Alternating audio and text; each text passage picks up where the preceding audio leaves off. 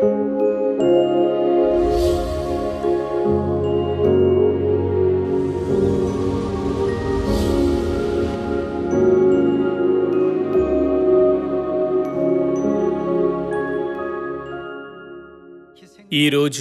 ఈ శృంగదని పండుగ నాడు క్రయధనముగా బలిదానం ఆయన అనే పేరుగల ఉపదేశం ద్వారా దేవుని నిజమైన చిత్తాన్ని గ్రహించుటకు కొంత సమయం తీసుకుందాం.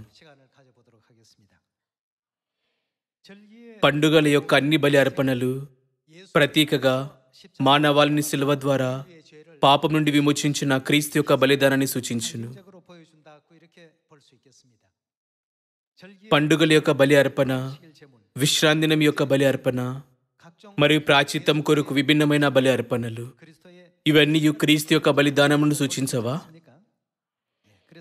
మనకు అందించబడిన క్రీస్తు యొక్క ప్రేమను మరియు బలిదానమును మనం ప్రజలకు చేరవేస్తూ ప్రకటించినప్పుడు సర్వలోకమంతటా సువార్త సంపూర్ణమగును. రండి దీనిని మత్తయి 20వ అధ్యాయంలో నిర్ధారించుకుందాం. మత్తయి సువార్త 20వ అధ్యాయం 26వ వచనం. మీలో అలాగుండకూడదు.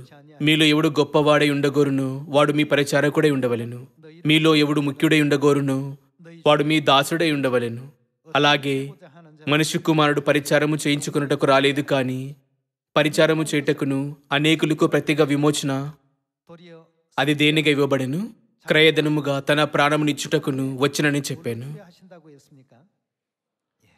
ఒక వ్యక్తి మరొక వ్యక్తి పాపముల కొరకు బలిదానమైనప్పుడు బలిదానమైన ఆ వ్యక్తి ఒక క్రయధనముగా పరిగణించబడను కదా. యేసు ఈ భూమిపైకి వచ్చినప్పుడు మన కొరకు ఆయన నడిచిన మార్గం ఇదే. మనం పాపము చేసిన వారము, ఆయనను మన పాపముల వలన సెలవుపై శ్రమలు పొందినది మన దేవుడు. ఆయన తాను సృష్టించిన జీవుల చేతిని హేళన చేయబడెను. మన పాపముల వలన ఆయన తీవ్రంగా దెబ్బలు తినెను.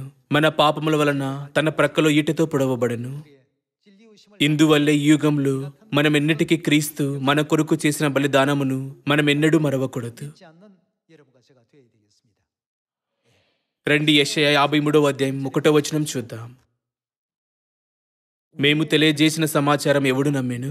యెహోవా బాహు ఎవనికి బయలుపరచబడెను? లేత మొక్కవలను ఎండిన భూమిలో మొలిచిన మొక్కవలను అతడు ఆయన ఎదుట పెరిగెను. అతనికి స్వరూపమైనను సొగసైనను లేదు. మనం అతన్ని చూచి అపేక్షించినట్లుగా అతని యందు స్వరూపము లేదు. అతడు తృణీకరింపబడిన వాడును, ఆయను మనుషుల వలన విసర్జింపబడిన వాడును, వ్యసన క్రాంతుడుగాను వ్యాధిని అనుభవించువాడుగాను మనుషులు చూడనలని వాడుగాను ఉండెను. అతడు తృణీకరింపబడిన వాడు గనుక మనం అతన్ని ఎన్నిక చేయకపోతిమి. నిశ్చయముగా అతడు మన రోగములను భరించెను, మన వ్యసనములను వహించెను. అయినను మొత్తబడిన వానిగాను దేవుని వలన బాధింపబడిన వానిగాను శ్రమనందిన వానిగాను మనం అతన్ని ఎంచితిమి. మన అతిక్రమ క్రియలను బట్టి అతడు గాయపరచబడెను, మన దోషములను బట్టి నలగొట్టబడెను. మన సమాధానార్థమైన శిక్ష అతని మీద పడెను. అతడు పొందిన దెబ్బల చేత మనకు స్వస్థత కలుగుచున్నది. ఈ ప్రవచనాల ద్వారా 700 సంవత్సరాల తర్వాత రాబోయే క్రీస్తు యొక్క ప్రత్యక్షత గురించి దేవుడు మనకు తెలియజేశారు. క్రీస్తు సహించిన వేదన మరియు దుఃఖమంతా మనం చేసిన పాపాల వలన కలిగినని పరిశుద్ధ గ్రంథం మనకు బోధిస్తున్నది.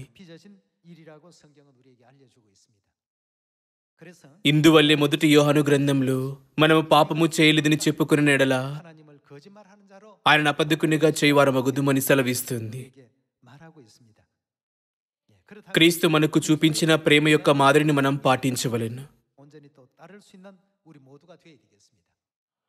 క్రీస్తు నడిచిన త్యాగపూరిత మార్గమును మనం ఒక్క వాక్యంలో నిర్వహించవలసినట్లయితే అది దేవుని యొక్క పరిశుద్ధ మరియు అద్భుతమైన ప్రేమ కాదా?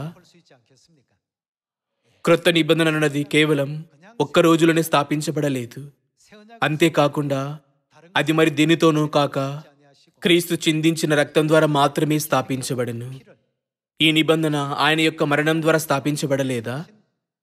క్రొత్త నిబంధన సత్యంలో ఉన్న మనతో క్రీస్తు రక్షణ యొక్క మార్గాన్ని నడుచుటకు ఒకరికొకరు శ్రద్ధ వహిస్తూ ఐక్యంగా ఉండుడి, మరి ఒకరినొకరు ప్రేమించుడని చెప్పాను.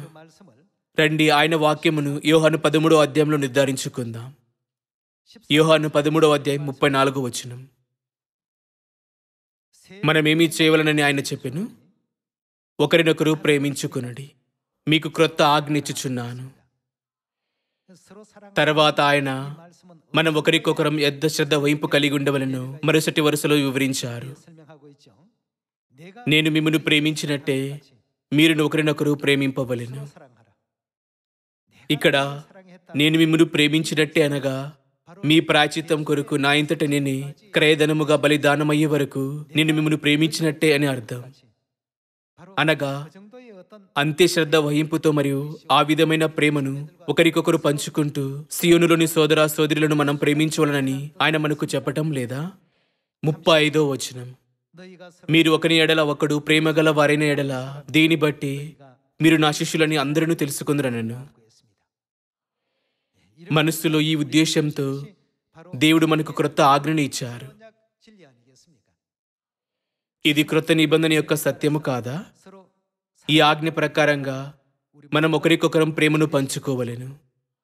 రండి రోమా 8 వద్దకు వెళ్దాం. 8 35. క్రీస్తు ప్రేమ నుండి మనల్ని ఎడబాపు వాడేవాడు. క్రీస్తు యొక్క ప్రేమను సరిగ్గా గ్రహించేవారే సెలవుపై ఆయన చిందించిన బలిదానాన్ని ఏదో అల్పమైన విషయంగా ఎన్నిటికీ పరిగణించని వారు. ఇక్కడ వ్రాయబడినట్లుగా క్రీస్తు ప్రేమ నుండి మనల్ని ఎడబాపు వాడేవాడు.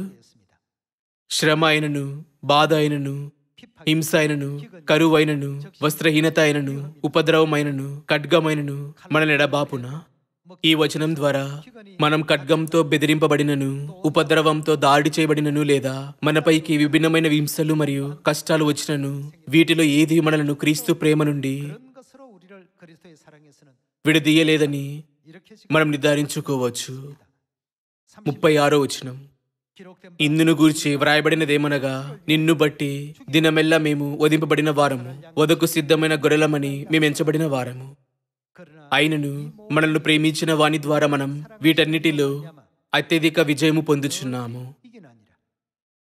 మరణమైనను, జీవమైనను, దేవదూతలైనను, ప్రధానులైనను, ఉన్నవి అయినను, రాబోనివి అయినను, అధికారులైనను, ఎత్తైనను, లోతైనను, సృష్టింపబడిన మరి ఏదైనను మన ప్రభు అయిన క్రీస్తు యేసునందలి దేవుని ప్రేమ నుండి మనలను ఎడబాప నేరవని రూఢిగా నమ్ముచున్నాను.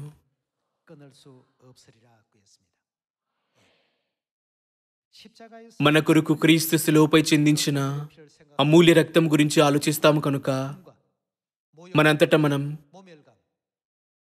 ఎవరి కొరకు ఆయన వేదన మరియు అవమానాలన్నిటిని సహించెను అని ప్రశ్నించుకోవలెను. అదంతయు మన వల్ల మరియు మన పాపముల వల్ల. ఆయన స్వయంగా బలిదానమై అలాంటి గొప్ప వేదనను అనుభవించినది మన పాపము నిమిత్తము కాదా? కాబట్టి మనం కూడా సువార్తలో అదే విధమైన పరిస్థితులను ఎదుర్కొనవచ్చు. ఈ శృంగదని పండుగ ద్వారా నిన్ను ఇతరుల కంటే ముందుగా ఈ సత్యం వద్దకు వచ్చినందున నిన్ను సేవను పొందవలను అని ఆలోచించటకు బదులుగా మనం ఏ విధమైన ప్రేమను క్రీస్తు మనకు అనుగ్రహించారు? మొదటగా పిలువబడిన వారిగా సియోనులోని నా కుటుంబ సభ్యుల కొరకు నేనేమి చేయవలను అని ఆలోచించవలను. నిజంగా మారు మనసు పొందిన వారి మనస్తత్వం ఇది కాదా? రోమ 12:10.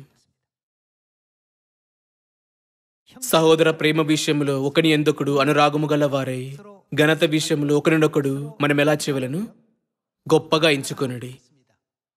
ఈ లోకంలో తక్కువ స్థానం గల వారు తమ ఉన్నత అధికారులకు సేవ చేస్తారు.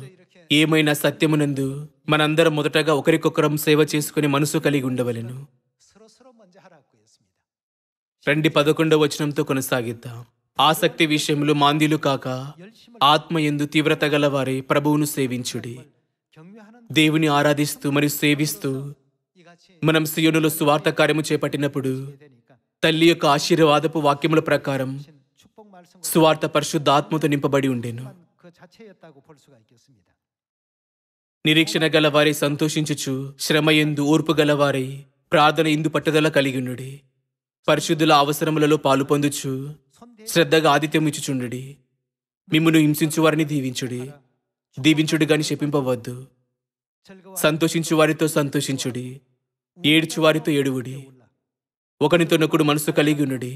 హెచ్చువాటి యందు మనసుంచాక 하지 말라고 했습니다.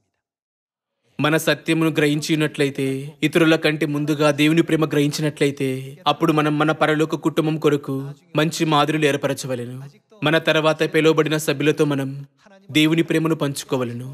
మరియు తమ లౌకిక కోరికల వల్ల దేవుని గ్రహించటంలో నెమ్మదిగా ఉన్న వారితో కూడా పంచుకోవలను. రండి 16వ వచనం మరలా చూద్దాం. 다시 봅니다. 서로 마음을 ఒకనిదొనొకడు మనసు కలిగినుడి, హెచ్చువాటి యందు మనసుంచక తగ్గువాటి యందు ఆసక్తులైనుడి. మీకు మీరే బుద్ధిమంతులమని అనుకొనవద్దు. 체하지 말라. కీడుకు ప్రతి కీడు ఎవనికి చేయవద్దు. 악으로 악을 갚지 말고 మనుషులందరి దృష్టికి యోగ్యమైన వాటిని గూర్చి ఆలోచన కలిగినుడి.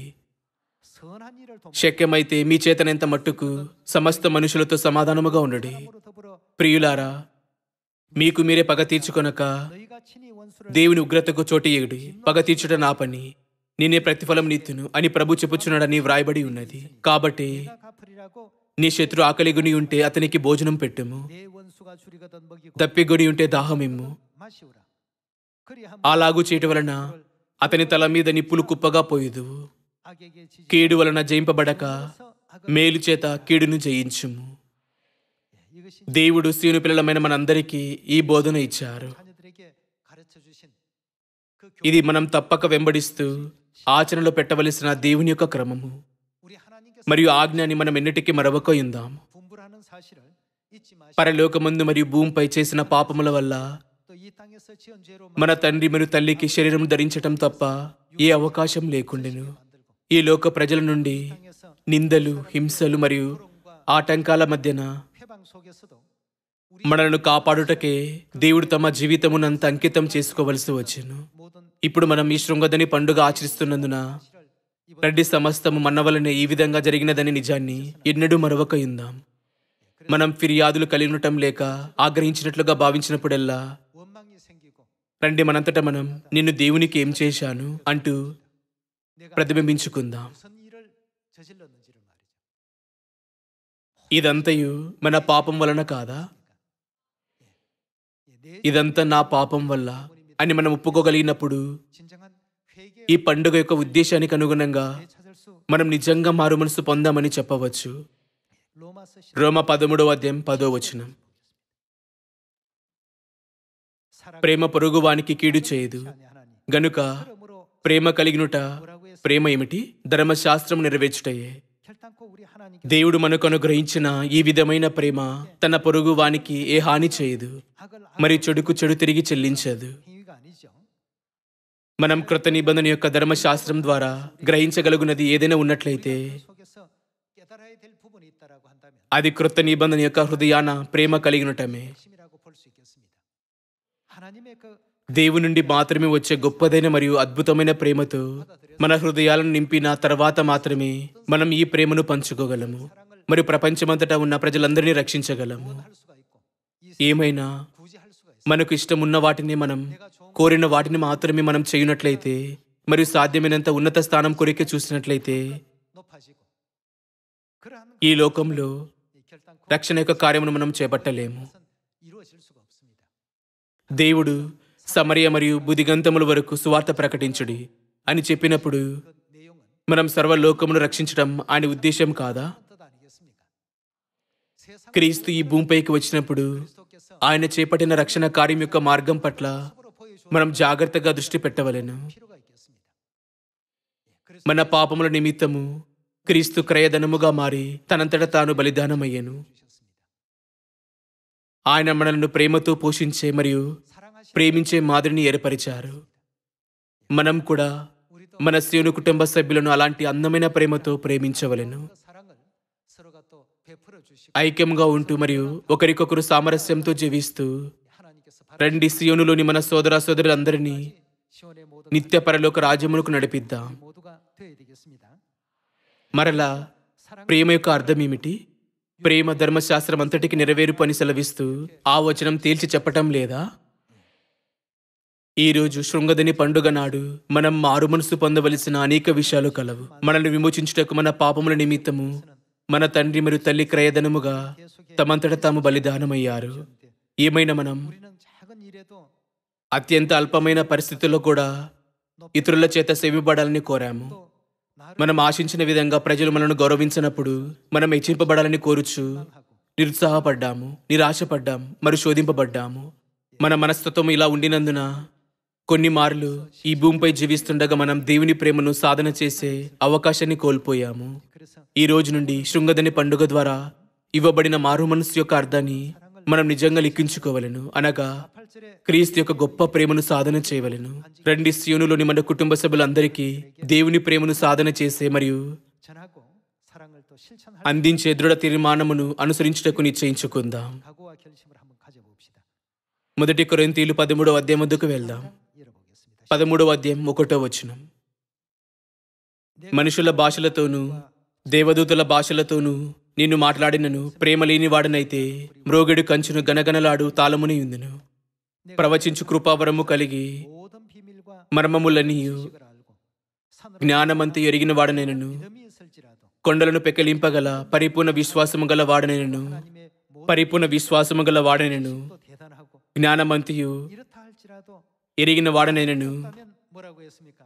ప్రేమ లేని వాడనైతే ఏమిటి? ఇలా వ్రాయబడిను, 아무것도 아닌 ప్రేమ లేని వాడనైతే నేను వ్యర్థుడను. దేవుడు తాను ఈ భూమిపైకి వచ్చినది 오신 그 మనలో ప్రతి ఒక్కరిని ప్రేమిస్తున్నారనే కారణం వల్ల కాదా? 까지 오신 것 아니겠습니까? ధర్మశాస్త్రం ప్రకారంగా దేవుడు ప్రతిదారిని తీర్పు తీర్చినట్లయితే 해버리시기 ఆయన ఈ భూమిపైకి రావలసిన అవసరమే లేకపోయేది. 필요 없습니다. అయితే ఆయన ఎందుకు క్రయధనముగా శిలువపై అనిపించబడెను? ఒక పాపి అతడు లేక ఆమె చేసిన పాపము నిమిత్తము శిక్షింపబడటమే న్యాయమైనది. 우리 죄를 ఏమైనా 십자가에 మన పాపము నిమిత్తము దేవుడు శిలువపై బలిదానమైనందున 이 땅에 오신 ఆయన విమోచన క్రయధనముగా మారనని మత్తయి గ్రంథం 20వ అధ్యాయంలో రాయబడెను. రండి, 3వ వచనం చూద్దాం. బీదల పోషణ కొరకు నా ఆస్తి అంతా ఇచ్చినను, 몸을 불사 కాల్చబడుటకు నా శరీరమును అప్పగించినను ప్రేమ లేని వాడనైతే నాకు ప్రయోజనమేమీ లేదు. 했습니다. ప్రేమ దీర్ఘకాలము సహించును, దయ చూపించును. 온유하고 ప్రేమ మచ్చరపడదు, ప్రేమ డమ్మముగా ప్రవర్తింపదు, అది ఉప్పొంగదు, 교만하지 아니하고 అమర్యాదగా నడవదు, స్వప్రయోజనమును విచారించుకొనదు, త్వరగా కోపపడదు, 유익을 అపకారమును మనసులో ఉంచుకొనదు. 사랑은 성내지 않고 ఈ భాగము చాలా ముఖ్యమైనది. 악한 것을 생각지 않고 아주 중요한 부분입니다. క్రీస్తు యొక్క ప్రేమ మన హృదయాలను నియంత్రించినట్లయితే ఆయన హృదయము మనలో పొందుపరచబడును. 우리 속에 మరియు పరిశుద్ధాత్మతో నింపబడిన విశ్వాసము కలిగి ఉన్నట్లయితే అప్పుడు మనం ఏ తప్పుడు క్రియలను నమోదు చేసుకోము. 6వ వచనం. దుర్నీతి విషయమై సంతోషపడక సత్యం నందు సంతోషించును, అన్నిటికీ తాలూకును, అన్నిటిని నమ్మును, అన్నిటిని నిరీక్షించును, అన్నిటిని ఓర్చును. ప్రేమ శాశ్వత కాలముండును, ప్రవచనములైనను నిరర్ధకములగును. ప్రవచనాలు అప్పటికే నెరవేరబడి ఉండినట్లయితే అవి ఏమాత్రం ఉనికిలో ఉండే అవసరం లేదు. భాషలైనను నిలిచిపోవును, జ్ఞానమైనను నిరర్ధకమగును. మనము కొంత మటుకు ఎరుగుదుము, కొంత మటుకు ప్రవచించుచున్నాము గాని పూర్ణమైనది వచ్చినప్పుడు పూర్ణము కానిది నిరర్ధకమగును. నేను పిల్లవాడినై ఉన్నప్పుడు 때는 పిల్లవాని వలె మాట్లాడి తిని, పిల్లవాని వలె తలంచి తిని, పిల్లవాని వలె యోచించి తిని. ఇప్పుడు పెద్దవాడిని 어린아이와 같아가 పిల్లవాని చేష్టలు మానివేసి తిని. 어린아이의 일을 버렸노라. ఇప్పుడు అద్దంలో చూచినట్టు సూచనగా చూచుచున్నాము, 힘이 하나 అప్పుడు ముఖాముఖిగా చూతుము. 얼굴과 ఇప్పుడు కొంత మట్టుకే ఎరిగి ఉన్నాము, అప్పుడు నేను పూర్తిగా ఎరగబడిన ప్రకారము పూర్తిగా ఎరుగుదును. 주께서 కాగా 나를 같이 내가 온전히 알리라. విశ్వాసము, నిరీక్షణ, ప్రేమ ఈ మూడు నిలుచును. 항상 있을 것인데 వీటిలో శ్రేష్టమైనది ప్రేమయే. 사랑이라 하고 했습니다. ప్రతి ఒక్కరూ 하나님 దేవుడు తన ప్రేమతో కృత నిబంధనను స్థాపించారు. దేవుడు మనల్ని ప్రేమించినందున ఆయన ఈ భూమిపైకి విమోచన క్రయధనంగా వచ్చారని కూడా 내려오셨다고 మత్తయి 20వ అధ్యాయం 28వ వచనంలో స్పష్టంగా ప్రస్తావించబడిను. 했습니다. క్రీస్తు యొక్క అడుగు జాడలను వెంబడిస్తూ మనం కూడా 따르는 입장이 సియోనులోని మన కుటుంబ సభ్యులందరి కొరకు అలాంటి విశ్వాసపు మాదిరిని ఏర్పరచవలెను. అన్నిటికీ పైగా తల్లి ఎల్లప్పుడూ ప్రముఖంగా చెప్పుచున్నట్లుగా అత్యంత ప్రాముఖ్యమైనదేమనగా 해주고 계시는 సోదరాసోదరుల మధ్యన ఐక్యత మరియు సామరస్యము. 화합이죠. ఐక్యత మరియు సామరస్యము కొరకు మరి ఒక పదమనగా ప్రేమ. మనం ఈ కార్యాన్ని ప్రేమతో నెరవేర్చవలెను. 이뤄내야 되겠습니다. రండి, మొదటి కొరింథీయులు 16వ అధ్యాయం 13వ వచనం చూద్దాం. 함께 보겠습니다. మెలకువగా ఉండుడి, విశ్వాసమందు నిలకడగా ఉండుడి, 자답게 పౌరుషము గలవారై ఉండుడి, బలవంతులై ఉండుడి. 사랑 మీరు చేయు కార్యములన్నీ ప్రేమతో చేయుడి. 뭘 하든지 간에 사랑 రండి, మొదటి యోహాను 4వ అధ్యాయం 11వ వచనం చూద్దాం. 11절에 보도록 하겠습니다. 사랑하는 자 ప్రియులారా, దేవుడు మనను ఇలాగూ ప్రేమింపగా మనం ఒకరినొకడు ప్రేమింపబద్ధులమై ఉన్నాము. 강하다고 했습니다. మనం చేయవలసిన దానిని మనం చేపట్టనట్లయితే 어찌 하나님께서 దేవుడు సంతోషించేలా మనం ఎలా పరిపూర్ణ జీవులుగా మారగలము? 있겠습니까? సువార్త కార్యమును చేపట్టుటకు మొదటగా పిలువబడిన వారి విషయంలో తమంతట తాము త్యాగమై ఇతరులకు సేవ చేయనప్పుడు మాత్రమే వారి కార్యము అర్థవంతంగా మారగలదు. మొదటగా పిలువబడిన వారు ఆ స్థానంలో మాత్రమే ఉన్నారు. తద్వారా వారు దేవుని చిత్తాన్ని చేపట్టగలరు. అయితే మనం ఈ విధమైన విశ్వాసమును మరియు సానుకూలమైన మనస్తత్వమును మన తర్వాత సత్యం వద్దకు పిలువబడుచున్న మన కుటుంబ సభ్యులకు చూపించకూడదా? 12వ వచనంతో కొనసాగిద్దాం. ఏ మానవుడును దేవుని ఎప్పుడునూ చూచి ఉండలేదు. మనం ఒకరినొకడు ప్రేమించిన ఎడల దేవుడు మన యందు నిలిచి ఉండును. ఆయన ప్రేమ మన యందు సంపూర్ణమగును. దీని వలన మనం ఆయన యందు నిలిచి ఉన్నామనియు ఆయన మన యందున్నాడని తెలుసుకొనుచున్నాము. ఏలైనగా ఆయన మనకు తన ఆత్మలో పాలు దయచేసి ఉన్నాడు. మరియు తండ్రి తన కుమారుని లోకరక్షకుడిగా ఉండుటకు పంపియునుట మేము చూచి సాక్ష్యమిచ్చుచున్నాము. యేసు దేవుని కుమారుడని ఎవడు ఒప్పుకొనును 하나님이 우리를 వానిలో దేవుడు నిలిచి ఉన్నాడు. వాడు దేవుని యందు ఉన్నాడు. మన ఎడల దేవునికి ఉన్న ప్రేమను 사랑이시라. మనం ఎరిగిన వారమై దాన్ని నమ్ముకొని ఉన్నాము. దేవుడు ప్రేమ స్వరూపే ఉన్నాడు. ప్రేమ ఎందు నిలిచి ఉండువాడు దేవుని ఎందు నిలిచి ఉన్నాడు. దేవుడు వానిందు నిలిచి ఉన్నాడు. తీర్పు దినమందు మనకు ధైర్యము కలుగునట్లు 날에 దీని వలన ప్రేమ మనలో పరిపూర్ణము చేయబడి ఉన్నది. ఏలైనగా ఆయన ఎట్టివాడై ఉన్నాడో మనము కూడా ఈ లోకములో అట్టివారమై ఉన్నాము. దేవుడు మనల్ని ఎలా పరిగణించారు? వారి మహిమనంత వెనుకన వదిలేసి దేవుడు తమంతట తాము త్యాగమయ్యారు. మరియు వారి జీవితాల యొక్క ప్రతిక్షణాన్ని 우리 위한 삶 మన కొరికే గడిపారు కదా. 18వ వచనం చూద్దాం. ప్రేమలో భయం ఉండదు. అంతేకాదు, పరిపూర్ణ ప్రేమ భయమును వెళ్ళగొట్టును. భయము దండనతో కూడినది. భయపడువాడు ప్రేమ యందు పరిపూర్ణము చేయబడిన వాడు కాడు.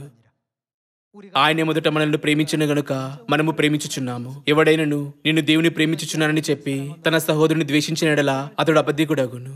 తాను చూచిన తన సహోదరుని ప్రేమింపని వాడు తాను చూడని దేవుని ప్రేమింపలేడు. దేవుని ప్రేమించువాడు 바 하나님을 사랑할 수 없나니라. తన సహోదరుని కూడా ప్రేమింపవలనను ఆజ్ఞను మనం ఆయన వలన పొంది ఉన్నాము. 또한 그 형제를 사랑할지니라고 했습니다.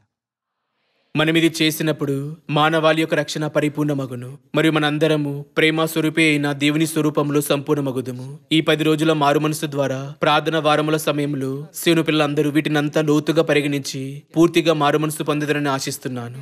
దేవుని పోలి ఉండే అందమైన సోదర సోదరులుగా దేవుని ప్రేమను సాధన చేస్తూ తమంతట తాము త్యాగమవ్వాలనని ప్రతి ఒక్కరిని నేను అభ్యర్థిస్తున్నాను.